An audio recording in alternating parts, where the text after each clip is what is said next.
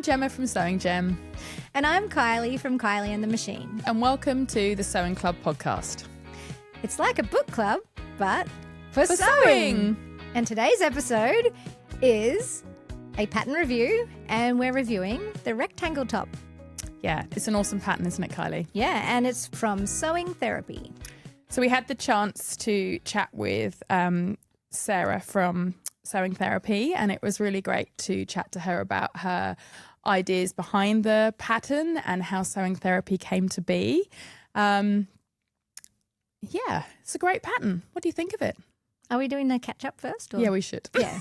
Okay. I knew this would happen. That's fine. We always have a moment at the beginning. Okay. It's been a little while since we've recorded a podcast.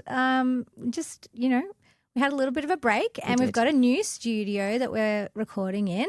So it's all a little bit different. Yeah, we used to do it in my lounge, didn't we? Yes. Kylie, and we've sort of had a bit of an upgrade, I think, in the sense that we've got cameras facing us and lights. So, yes. We feel like we're really professional now. We're just trying to keep up with the everything, I guess. Yeah, and a few people did mention that they'd like to see more, potentially like a video on YouTube, and so that's probably what we're gonna do. If we're brave enough, we might post this on YouTube. We both did our hair this morning. Yes. So we're ready to be on video, as ready as we'll ever be. And we're both wearing the pattern as well that we're reviewing today. Yeah, we're listening to you. People said we should be wearing the the pattern that we're reviewing. And you see there's a couple behind us. Yeah. So what have you been up to, Gemma? What have I been up to? Well, it's been busy. As you know, I think I mentioned in previous podcasts that, as well as doing the selling online through Sewing Gem, I'm also doing sewing lessons as well now. And that's definitely taken up a big chunk of my time. But I'm very much enjoying it. We're sort of getting into things now and classes are filling up. And yeah, it's been good. In fact, this is a top that I think is a perfect beginner top and will be or has been included in my second stitches class. Excellent. Yeah, I could totally see that. Yeah, it's a really great beginner top. I was thinking the exact same thing when I was making mine. Yeah, absolutely. And how about you, Kylie? What's going on over at KTM? Lots of things going on. Always lots of things going on. We've just done a complete rebrand of all of our label packs, which was always on the cards. I don't know how many years ago it was. It was meant to be like a temporary solution, that we thought we'd, have for like 6 months to a year. But then, all these things kept happening in the world and we couldn't get around to changing it, but we went from paper packaging to plastic packaging for many commercial reasons, and then it's taken us a long time, but now we have transitioned back to all of the packaging into paper again, which is like a really huge thing for a tiny little team like us, but it's where we wanted to end up anyway, and I'm very happy with how they look, and we're never changing anything ever again. That's really exciting though, and what an achievement to be able to do that, as you say, as a small business. So tell me a bit about the new packaging. Oh, well, it's basically okay, I could talk about this for the whole damn episode. Maybe don't do that. But okay, so when I first started, we had craft paper packaging, and then we had stickers, right? So like so if you think about every envelope was craft, and then to change from design to design, you just change the sticker. And then we had a different coloured paper and still had the sticker. But the stickers was such a pain in the butt. There was always problems with the stickers. Had stickers peeling off, stickers not being opaque enough, and like things like seeing through, and the factory putting the stickers on either crooked or misaligned or literally upside down. All of this stuff, and then we just couldn't deal with that anymore. But we needed to have barcodes, so we had to have a solution to have barcodes for our retailers because we wanted to move. It's a commercial kind of product, so we had to decide, what are we going to do? We need we can't afford or have the time or the staff to sort of design every little pack, front, back, have a barcode, and then print individual, envelopes for each design. It's like such a huge thing. That would be massive. Yeah, so we decided to choose something that was plastic because it sort of met all of our needs. And it was meant to be temporary, and then here we are like 3 years later. But, it's a journey, a business. You just have to, it was like we had to keep going, right? Absolutely. You just have to keep going. You do. And then we've finally made it over that hump. So, yeah. Well, congratulations. I think that's awesome. And they look fantastic. And, so I do pretty much all the graphic design for the packaging of any packaging you see, apart from like when we get artists to do the artwork, but I still do like the graphic design. I'm not a graphic designer. Well, you should be. I'm just making it up as I go along. So, yeah. Cool. So I'm pretty proud of that. And by the time this episode is launched, they'll be out in the world, and we've got a whole bunch of new designs as well. But we're also working on the calendar. We're also working on some other new projects. And we released a pattern. Cool. What's the pattern? It's called the Binny Bolster. Ooh. It is something that we designed years ago, and then just, things get tossed aside, and then we like bring it back out again. And the design it's a yoga bolster. There's two sizes, like a cylinder, but it's designed to eat up all your fabric scraps. So it's a good scrap buster. We're always looking for scrap busters. Exactly. And it's called Binny after the bin chicken because the bin chicken knows what to do with scraps. For our international listeners, do you think we should explain what a bin chicken is? Can you explain it, Gemma? Well, they're like these. They're a type of bird that we have here in Australia, an ibis, that likes to forage through bins regularly. Trash cans. Anything really that's going. Any kind of like leftovers or scraps. They look on the quite floor. unique. They're very sort of long-legged, tall, with big, huge kind of beaks. Yeah, and they walk like.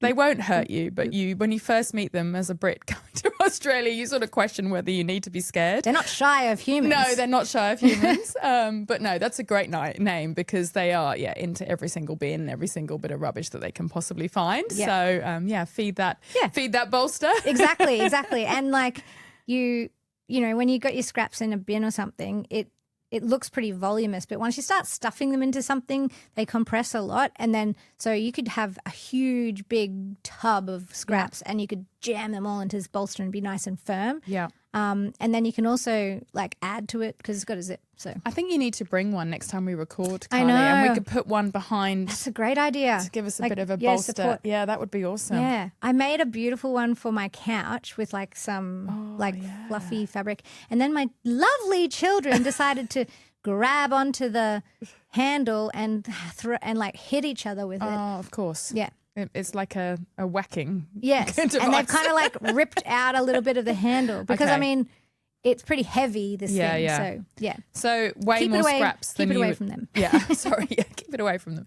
Way more scraps than you would imagine you need. Oh, yeah, definitely. Like the small one alone would gobble up heaps of scraps, but the large one is like I ran out of scraps at the office. Yeah. And in fact, the one I made for my couch, I didn't even have enough scraps. I bought a couple of pillows. Okay, to fill and it just up. like filled it up. And Well, that's that's something good. you can do if you don't have if any you don't scraps. have enough, that's a good idea. Because it's like a cushion after all. Yeah. It can just be a cushion. You could it doesn't actually have to be a scrap thingy. It can just be a nice cushion. But, as sewists, I think we have so much guilt about what do we do with those scraps? So this really is a perfect project for that because, we've all got bags sitting there. We're not quite prepared to just chuck out, but we're like, what do I do with them? Yeah.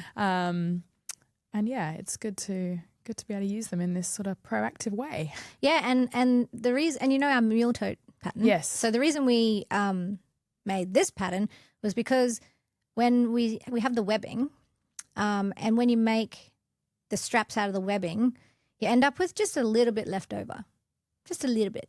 Mm-hmm. And I'm like, what could I do with that little bit? And that's where the bolster came from. Because it's the perfect little handle. I think I need to add this into my sewing lessons actually at Sewing Gem because we do another class, which is for complete beginners, and they make a tote bag, and they also use webbing. A very simple bag, not quite as complex as the seams inside the mule tote, but a very simple bag. But we also end up with lots of little bits of webbing that I'm really not quite sure what to do with. So that's definitely got to be. Yeah, because you can't do much with a little tiny bit. No, maybe we just need one at the Sewing Gem studio that we can put all the scraps in. Yeah. Maybe keep it away from the kids. Yeah, I'm just kidding. Definitely. My kids wouldn't whack each other with it. They would just get, I don't know, food down. They're not allowed to eat on the couch, but somehow food always finds its way on the couch. I don't know how, but apparently it's nobody. It's Mr. Nobody. Right, yes. in our food house. fairy. Yeah. Food fairy, yeah. Well, after this pillow fight, the older one, the teenager, he asked me, "Can you make me one of these?" What did you say? I'm like, "What do you want it for?" And he's like, "I just like leaning on Laying it, on it and whacking my brothers with it. Maybe I'll make you one, as long as maybe I won't put a handle." Yeah, I think the handle is the issue. it's too inviting. Yeah. So yeah. Anyways, Cool. moving on. The rectangle top. Rectangle top. Great pattern. Yeah. I made. Well, I've got a few hanging behind me, Carly, but I think I've made about 5. 5? Yeah. Oh my gosh. Do you know what I love about them? Yeah. Is how quickly they come together. They are the ultimate beginner pattern because they're literally rectangles. So there's limited fitting, really limited fitting. It's going to fit everyone. And I think it kind of suits everyone as well. It's a really versatile pattern, but it goes together quickly and it goes together easily. And it's a bit of a scrap buster because it is rectangles. You can really get, you can have a very small amount of fabric and get a top out of it, right? Yeah. So should we describe it for the listeners? I think we should, definitely. I'm going to get mine. Well, I guess the rectangle top, it comes in 3 main views, but then there's variations on those 3 main views. And view A is a slit opening top. It has just side seams, shoulder seams, and then, the slit opening and 2 armhole openings. And then you've got the option of shirring the end, what are we calling this? The hem? The hem, yeah. Well, it's not even really the hem. It's a bit higher up the waist, I would say. Yeah. Shearing the sort of waist area. Yeah. I've actually got it over here in this blue version, yes, that's right. so you can see the so shearing that's there. the view. Well, see, then you can mix and match, right? Which is what I've done, just to confuse things. But let's and then explain view the views. View B has little gussets, I guess. Yeah, like they've hard to added describe. in 2 more rectangles as part of the shoulder. Yes. So you've got 4 rectangles with view B and with view C actually. And so you've got 2 rectangles sitting on your shoulder and then you've got a rectangle front and back. And you have a rectangle like opening for your head. Yes. Whereas the first view is like just a slit. A slit. And then the view C is just wider shoulder rectangles, which give you, well, that's what I'm wearing. It's lower down. And that's this version over here, the sweatshirty version behind me. Yeah. So you're wearing a mixture of, no, you're wearing just view B. I'm wearing view B here. Yeah. The sheared one here is a mixture of view B and view A because it's got the shearing on the bottom. I didn't do, the only bit that I didn't try was view A's neckline. And that's because I tend to prefer more of an open neckline. I'm not a really high neckline. And this comes up high enough on me as it is. I think if I was doing view A, I would feel it was too high for me personally. I knew that when I saw that. Yeah. I thought Gemma's not going to make this No. one. You're starting to learn which ones I will make. And we're also looking at the colours of the tops hanging behind us, weren't we, Carly, and knowing that will all be some kind of theme running well, through. Look, this one's different. Yeah, true. And also, so the view C, typically in the picture here, it has sleeves. It does. And then you have options for the sleeves. So you've got long sleeves, you've got short sleeves, and you've got the elasticated balloon type of sleeve, which I guess this is what I'm wearing now. Yeah. And, I've put elastic in the bottom of that, but really loosely because I didn't want it to feel too tight in the bottom of the sleeves. But I've made another one with like a sweatshirt fabric that is just completely open. Yes. And on the front of the pattern, you can actually see she's put all the different combinations together, so you can see what they would look like. Shearing, different necklines, different sleeves. It's very, very versatile. Yeah. I got to say, I went through a lot of journey with this. Did you? Because you can see it has no elastic in the waistband right now. Yeah. I mean, not the waistband, in the bottom hem. Yeah. But at first, it had the elastic at the hem, and then I had the sleeves with no elastic, and then this, I added elastic later. So I added elastic along this Interesting. front bit because I guess I I don't know, because it's a rectangle top. So it has like the front and the back are equal. There's no sort of, adjustment for like a forward shoulder or anything like that. And we all sort of do, when we're sitting, we sort of have a bit of more of a forward shoulder. So, that just, it was a little bit, it was gaping a little bit. So for how me. did you add it as an afterthought? Did you create a Yeah. channel? Yeah, or- I just like, I want to go and look inside your top, but that might be a bit inappropriate. well, I don't want you to look inside because it's not the best. So I literally just like cut a little hole, Yeah. like just In the binding. yeah, I just cut a little hole on one layer of the binding and I thread it through, and then I just sewed it into the side seams. That's really interesting because I had one of the students in my class tried my View C on and she said, I really like it, but I feel like it's going to fall off my shoulders, because it's a bit more open at the neckline. So I think if you feel like that, that's actually a really good solution just to Yeah. stop it from And doing it kind that. of like makes a nice like I love it. shape. Like Yeah. it kind of curves in a nice little way, and It's very cool. yeah. But so after I had put the elastic here, I was like, oh, there's too much like this and this. I just felt like Yeah. too much elastic, and it felt like too puffy. I agree. I think it needs to be elastic in the sleeve or elastic in the hem. Yes. Otherwise it does feel a bit too balloony almost. Yeah, balloony. Yeah. Cool. All right. So, shall we talk a little bit about sewing therapy? Yes. We were lucky enough to get the chance to speak with Sarah from Yes. Sewing Therapy. Yeah. Lovely. Yes. And you might know her more online as her Instagram handle is Your Sarah K. And that's how I personally know her. And her YouTube is also that. But Sewing Therapy is the name of her patterns. Her patterns. That's right. Yes. Yeah. And as we said, like they're all fairly beginner friendly, I Yes. would say. And yeah, it was really awesome to be able to get to speak to her. Yeah. One of the first things we asked Sarah was about her Instagram handle, Your Sarah K. Okay, so first of all, thank you so much for saying that about my handle, like your Sarah. I actually created the username back when I was like 19, 20. I remember thinking that starting with your sounded so warm and lovely. And I'm so glad it still resonates with people that way today. And yeah, you're absolutely right. A few years ago, I fell in love with discovering indie patterns. And my biggest joy was making video tutorials to help beginner sewists build up their confidence and sew along with me. To be honest, these days, my time for making full-length YouTube videos is a lot more limited. From a practical and business standpoint, making videos alone couldn't sustain me. Creating and selling my own patterns is what actually funds my business, allowing me to keep designing like what I love, and of course buy more fabrics.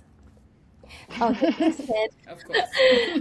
I haven't stopped making videos at all. I've just shifted a lot of that energy into pure form content. Creating videos is something I truly enjoy and have loved for a long time. Whereas making patterns is a new love that I've deeply fallen for. They really go hand in hand for me now.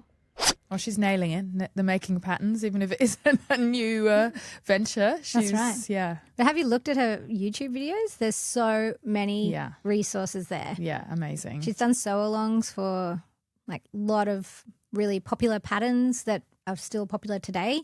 And the idea is that you would sew it while watching the video, which I didn't Yes. understand until we spoke to her about that. Yeah. Yeah, so it's like, I don't really do that. Do you sew and watch videos at the same time? No, I really would struggle with that. I think I'm more of a listener when I sew rather than a watcher. Yeah. How about you, Carly? The same? Yeah, more of a listener. And that's kind of why we started the podcast. Yeah. But, obviously people want to see us as well. People are actually watching as well. Yeah. So yeah. maybe you can watch along and sew and listen to the podcast in video form. Yeah. I don't know. Absolutely. Yeah, we'll see how that goes. Yeah.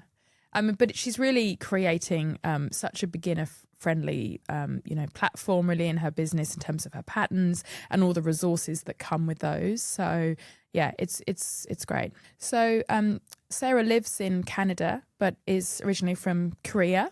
And I think that has inspired a lot of her design. She has a range called the hanbok garment range. Yeah. So we asked her a little bit about that. Hanbok is the traditional Korean attire with thousands of years of history, as you all know. What makes it so unique is that it's based on flat, straight line pattern making. Unlike Western clothing that is tailored to fit the body's curves closely, hanbok naturally wraps around the body, creating beautiful flowing silhouettes that are incredibly comfortable and elegant. But I wouldn't say I designed these patterns from scratch myself. That's why at the time I called myself more as a pattern maker than a pattern designer. Modern hanbok is already incredibly popular in Korea. People wear it all the time, and the design itself has become a timeless, shared classic, so it doesn't belong to any single designer. This journey actually started years ago when I was importing fabrics from a Korean brand called Daily Like. They had physical patterns for a hanbok dress and skirt. But when those got discontinued, so many of my customers asked me to bring them back.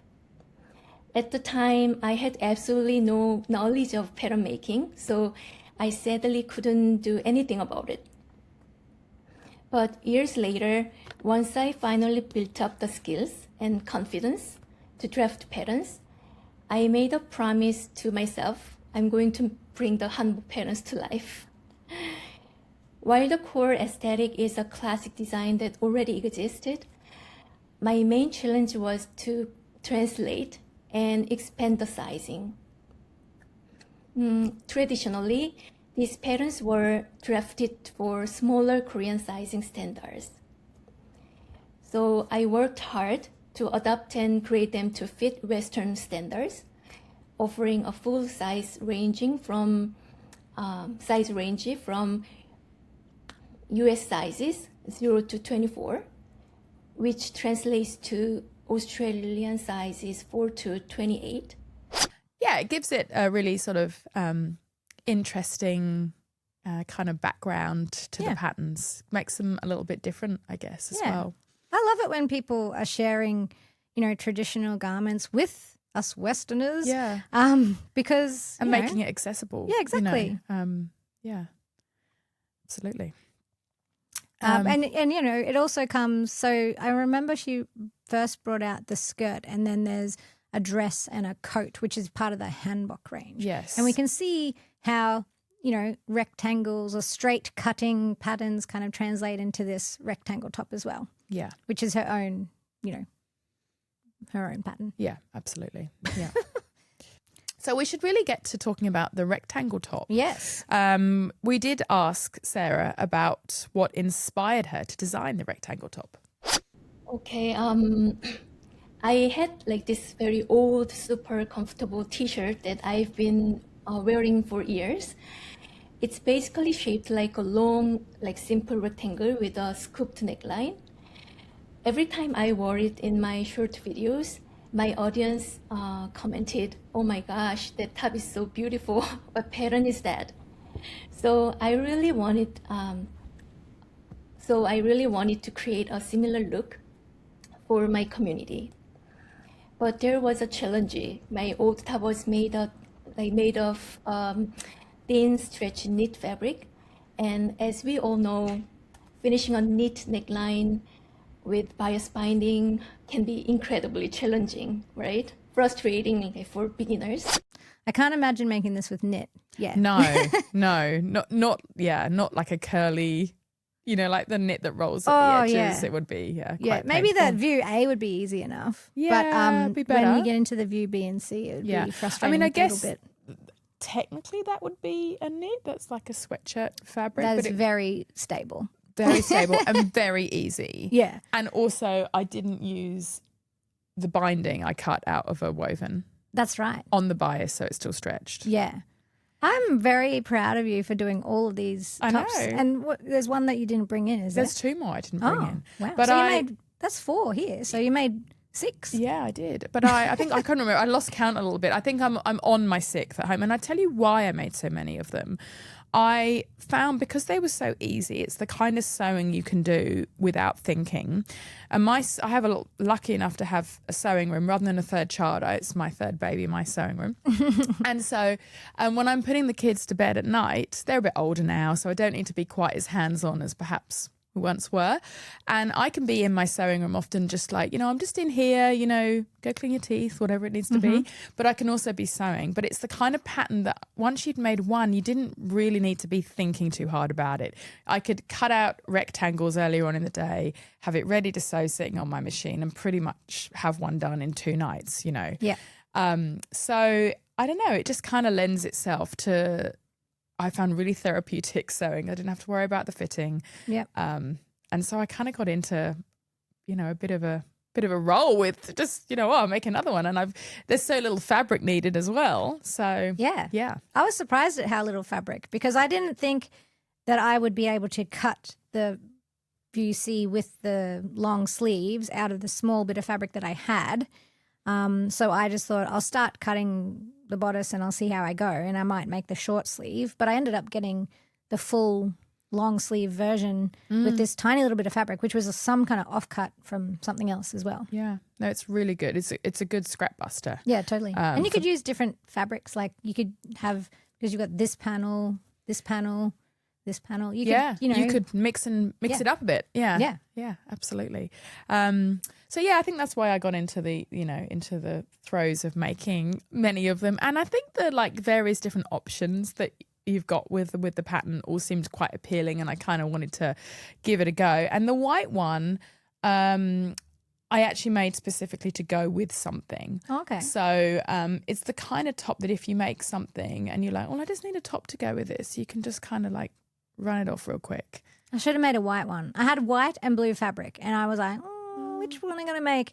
And I made the blue one, and then, I regret it. I should have made the white one. Why do you regret the blue one? Okay, well, this brings me to think about, it's gotten a little bit cold lately. I've been wearing that Ara top or Ara coat, that fluffy one. And then you mentioned that you don't really wear yours, and then it's like, it's never the pattern.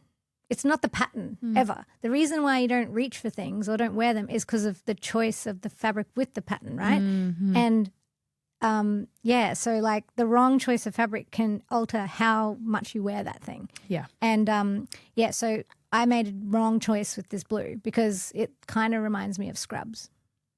Yeah. Do you remember the toile that I did of the jumpsuit? Yes. And that was in light blue. Yes. And I felt like I was in scrubs. Yes. Or some kind of prison suit. I don't know. But then when I made it with a pattern, I was like, oh, now I love this. Yes. Yeah. So that's the difference. You nail the pattern and the color and the fabric base.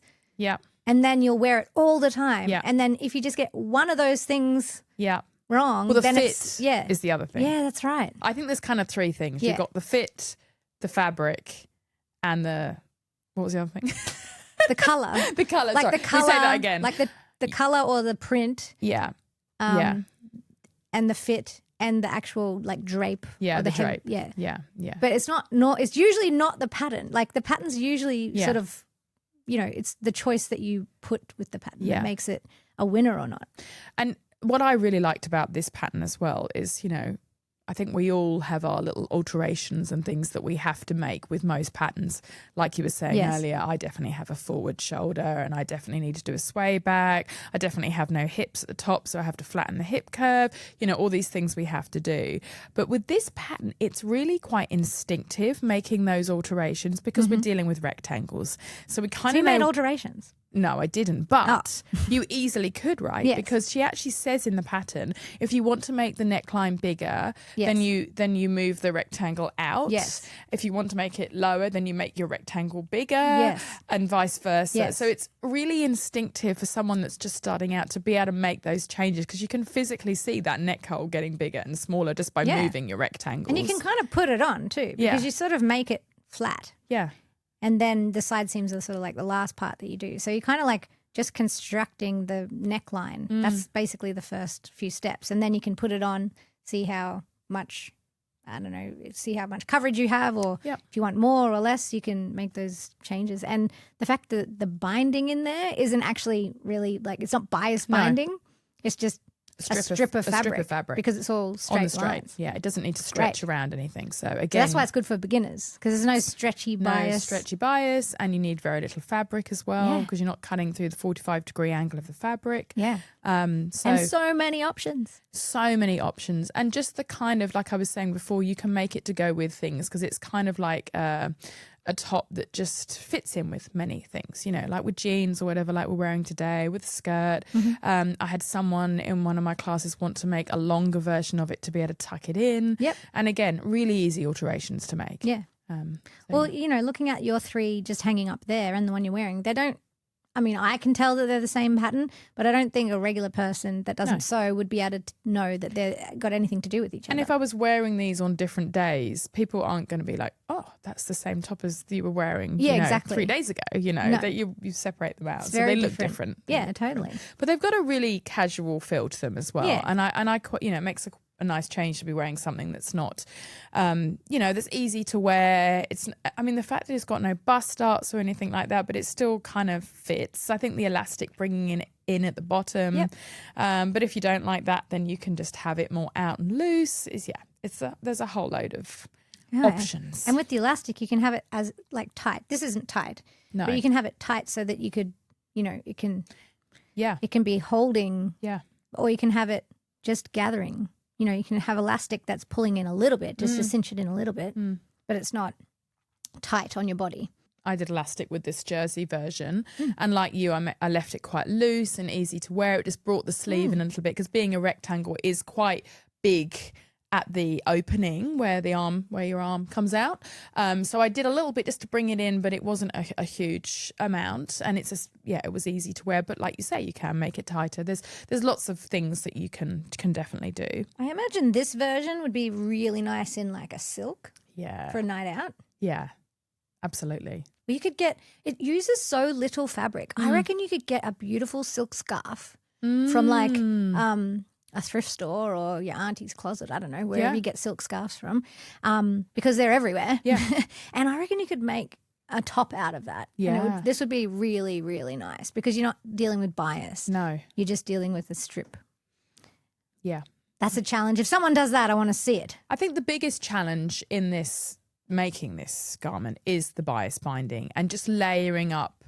You know, it's very clear in the instructions, but just layering up the order of, you know, the main top, the shoulder rectangles, then the bias, and how it wraps around. That's probably the most challenging bit, but it is pretty straightforward, I would say. But it's nothing like buttonholes or zips or anything like that. And if it goes wrong, you unpick it. So you say it's not like a buttonhole that's going to, you know, completely throw everything off course. It's going to be fine. And when you're cutting it, you don't, you know, you could cut extra little strips because it's only like a little thin strip. Yeah. And, you know, it's not using a lot of fabric because you're cutting on the bias. You could cut like extra strips if you were a beginner, if you thought you might need to unpick something, and then you could just ditch that little bit of strip and use a new one rather than try and re-sewing that little strip that's been unpicked and everything. Yeah. And another tip I would give as for beginners is to definitely make your own binding rather than buying it, because 9 times out of 10 when you might walk into a certain store,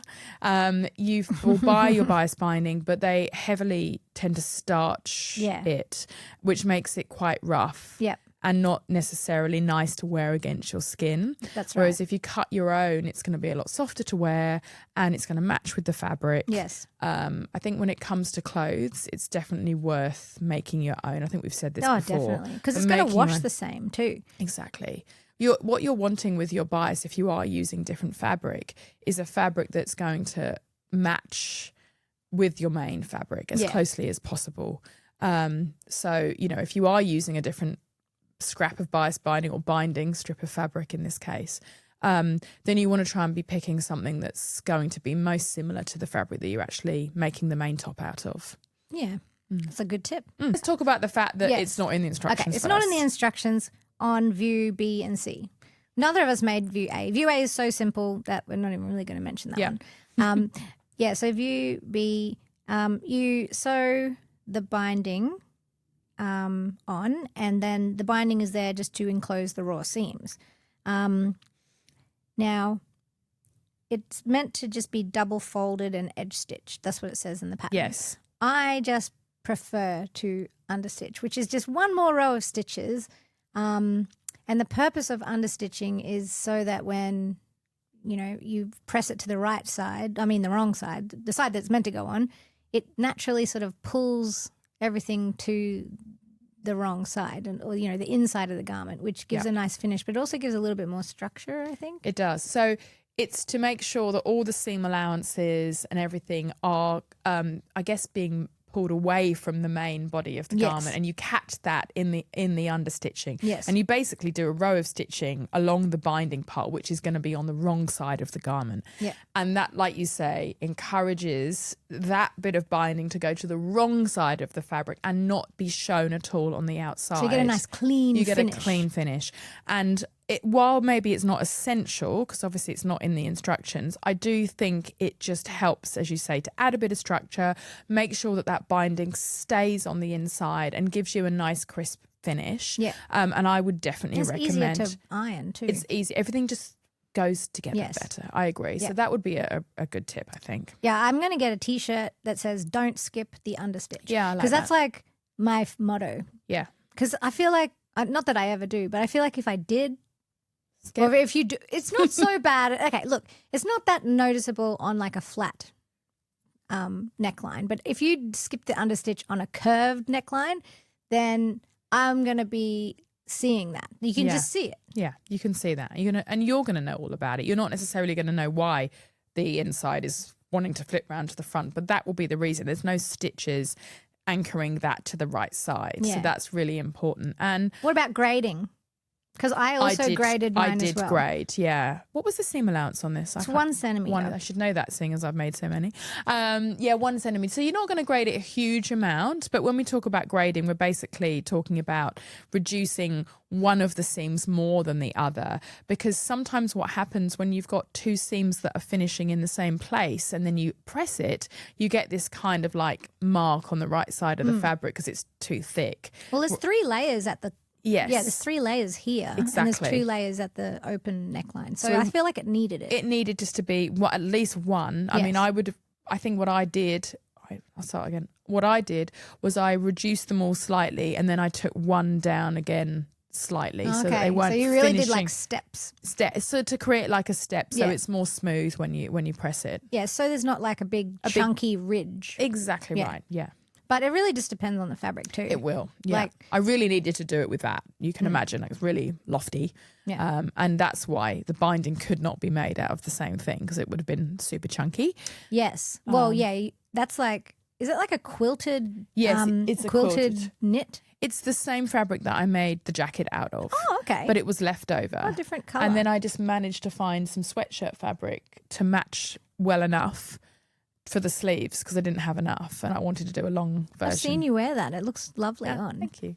And you've been wearing that a bit, haven't you? Do you know, honestly, I have this kind of rule that I think I've spoken about before, which is that the photo shoot has to happen before I'll just freely wear these things because I just have this idea. I live in fear of, spilling something down it or I don't know, or washing it too many times and not looking quite so good.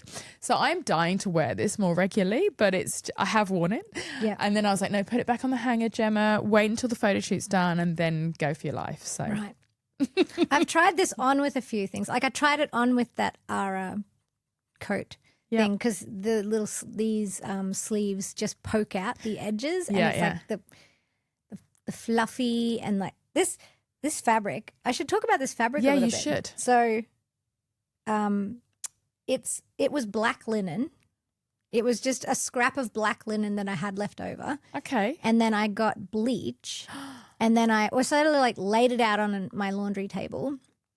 And I got bleach in like squeeze bottle type things. Cool. And then just like put sort of like stripes of bleach on it.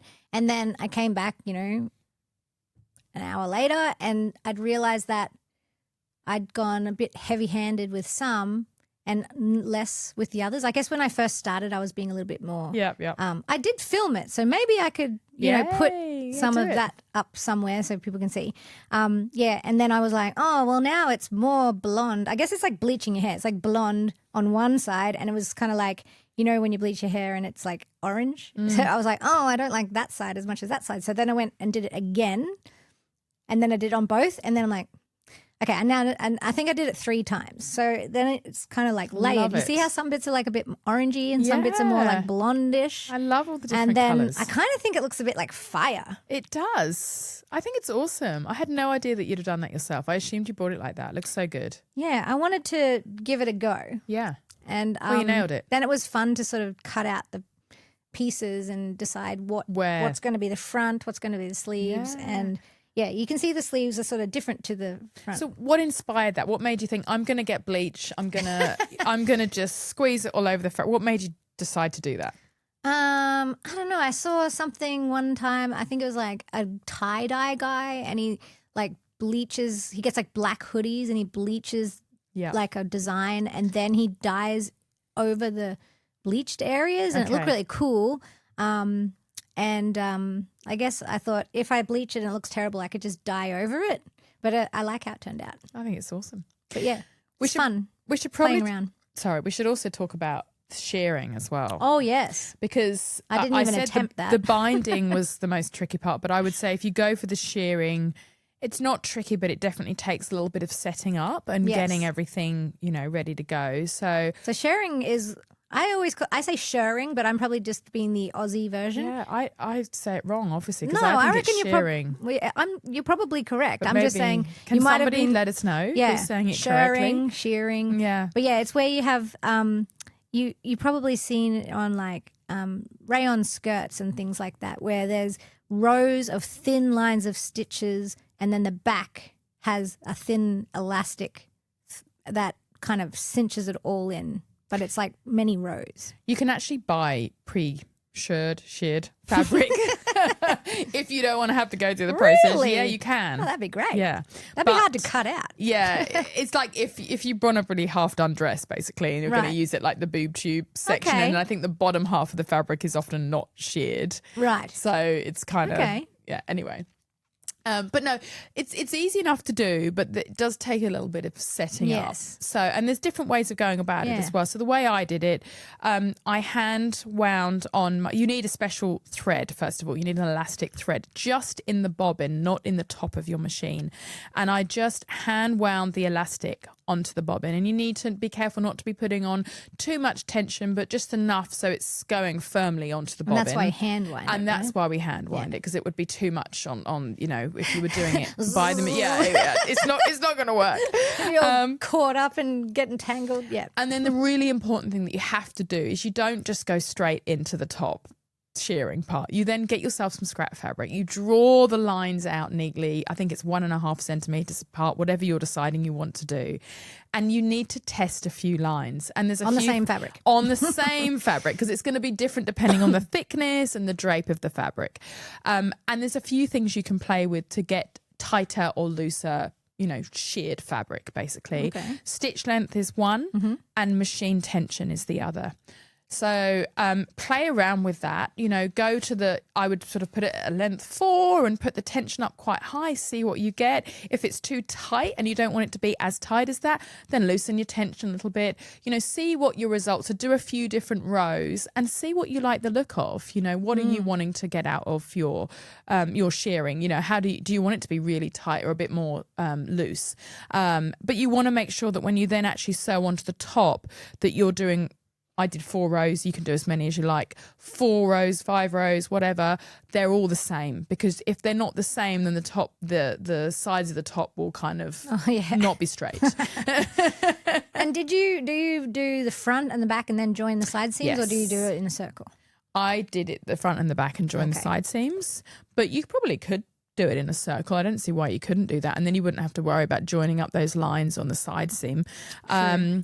And then also the really fiddly part is making sure that you've tied all your elastics off at the end. You can back tack, but I actually also tie all of mine off, and then you have to make sure you catch them all in the seam allowance, because otherwise you end up with I one want bit. to. I want to touch this. Don't I'm bringing look it too closely, Carly. It's still got lines drawn on it because I haven't actually worn that one. They're the lines that I followed. Whoop whoop whoop. Yeah. That's awesome. It feels very. And it that feels cool. That fabric, I've actually made a skirt out of it as well. Not to wear together necessarily, but you'll see I've actually pieced together at the back there. Can you see the seam Oh, I running down the see. back? Yep. I didn't have enough, and being a rectangle, I was like, well, I'll just make it Well, big enough. You'd never notice on that. And that's what I decided. And that's the great thing about this top. This is the kind of fabric that you would do it with. You wouldn't do it with anything. Yeah. This is like a rayon. It's or a something, rayon, right? yeah. So it's Yeah. really lightweight, really drapey. It gathers up. So when you shear it, it looks like how you want it to, because you want it to kind of be fairly tight and, come in So nicely. nice. You want a lightweight fabric really for shearing. You don't want anything. You're not going to do it. Oh, you could do it with a linen, but I don't think it would be quite the A same. lightweight. A Oh, this is lightweight. very lightweight. You A can do it with lightweight this, but linen would be nothing fine. heavy. Nothing too heavy. Yeah. Otherwise, it'll just because that elastic thread is very. It's not super strong elastic. It really needs to be not creating too much tension. Otherwise, it'll just lose its elasticity Yeah. after a couple of wears, and And then you it'll do be need- worth all that time, and then it'll be gone. And also you do need to do a few rows as well. I think Right. you can't rely on like one or two rows. Yes. I think it's better to have a few together. It kind of works more like a waistband or whatever when you've got a few chunked together. How much elastic do you use? Do you just use one spool? Yeah, or- probably about one spool. You use more than you probably think you're going to, but for that, I would say one spool will get you through usually. Do you teach that in your class? Well, if somebody makes that top, absolutely. And that's the beauty of, I guess, the second stitches. People can actually pick what they want to make. Oh, okay. And then we work through those skills Yeah. because, everyone wants to do something different. We've all got a So different, nice. different idea of what we want to make and what we want to wear. So that's kind of the idea. So is it a surprise to you what they're going to walk in with? Not usually. So they normally, when they book on, they will select their pattern and then I will often have it ready for them. Okay. But there is also an option to bring your own pattern. So if you've already got one, then you bring that along. So, yeah. That sounds so fun. We should do our Yeah, come yeah. back to our 3 words now, and I think Oh, we're probably yeah, that's there. right. So one of my favourite bits of the interview with Sarah was when she talked about the 3 words to describe sewing therapy. Yeah, it's one of the questions we ask most of our pattern makers, and it was really lovely. If I had to choose 3 words, they would be thoughtful, romantic, and timeless. But actually, I recently asked my audience this same question, and they shared some beautiful words like versatile and connected, some more. But the one that truly touched my heart was enjoyable. Yeah, knowing that my parents make the actual sewing process a truly enjoyable experience for people is the best feeling in the world. How nice is that? Well, you must have enjoyed it because you made so many. Absolutely. Absolutely. I really did enjoy making them. This is a winner for me. I really like that gingham one you're wearing. Thank you. Yeah, I think this is my favourite actually. Right. That and the jersey one there. Yeah. But So what yeah. was the outfit you made that white one for? Oh, well, I'm going to talk about that in our next okay. episode. Sorry, I made it Well, to go with the okay. skirt for that. So shall I talk about? I can't talk Well, about that now because well- that's next time. I won't mention that, but what I'll say, that white one that you made, I feel like that would go really nice with Sarah's new pattern, the pinafore pattern. Have you seen it? Ooh, yes, I have seen it. Yeah. It's so sweet. It's Yeah. like it's a pinafore dress, but the bib is like under the bust yeah. instead of, over the bust. And yeah, I saw a mum at school wearing something like that one day and I thought, oh, that's so nice. But I'd never really seen a pattern for it. And then Sarah's got this pattern.